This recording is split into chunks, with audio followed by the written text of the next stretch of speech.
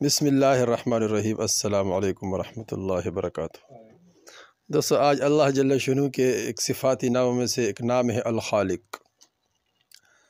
الخالق پیدا کرنے والا۔ امام خطابی رحمۃ اللہ علیہ فرماتے وہ ذات جو مخلوق کو عدم سے وجود بخشنے والی ذات، اور اسی طرح فرمائے کہ بے نمونہ اور بے مثال پیدا کرنے والی ذات۔ علامہ ابن کثیر رحمۃ اللہ علیہ فرماتے کہ خالق کا مطلب یہ ہے کہ اندازے سے کسی چیز کو بنانے والا۔ اور علامہ زمخشری رحمۃ اللہ علیہ فرماتے کہ وہ ذات جس نے مخلوق کو اس طرح پیدا کیا کہ وہ ہر قسم کے تفاوت سے پاک ہو۔ قرآن میں بھی اس پاک نام کا ذکر آیا ہوا ہے، حل من خالق غیر اللہ هو اللہ الخالق علی کل شیء وهو الواحد القہار، اللہ خالق کل شیء وهو علی کل شیء وکیل، وهو الذی خالق بارئ مصور له الاسماء الحسنى۔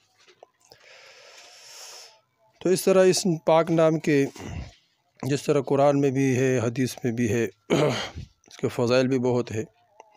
اور اللہ جل شانہ نے تمام مخلوق کو بھی پیدا کیا، تمام مخلوق کے لیے انتظام بھی بنایا۔ فَلْيَنْظُرْ إِنسَانٌ إِلَىٰ طَعَامِهِ أَنَّا صَبَبْنَا الْمَاءَ صَبًّا۔ یہ سارے چیزیں اللہ جل شانہ نے مخلوق کے لیے بنایا۔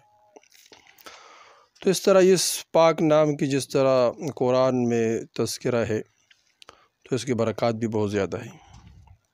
اس لیے جو اس پاک نام کی ذکر کرتا ہے وظیفہ، تو اللہ جل شانہ اس کی برکت سے انسان کو ایک تو یہ کہ آفتوں سے محفوظ رکھے گا۔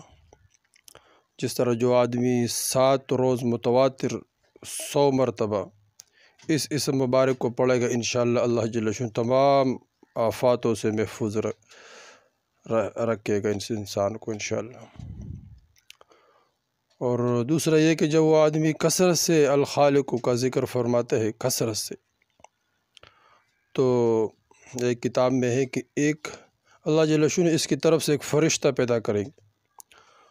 وہ فرشتہ اس کی طرف سے نفلی عبادت میں مصروف ہوگا، اور جو الخالق کا ذکر کثرت سے کرے گا تو اللہ جل شانہ اس کے چہرے کو منور فرمائیں گے۔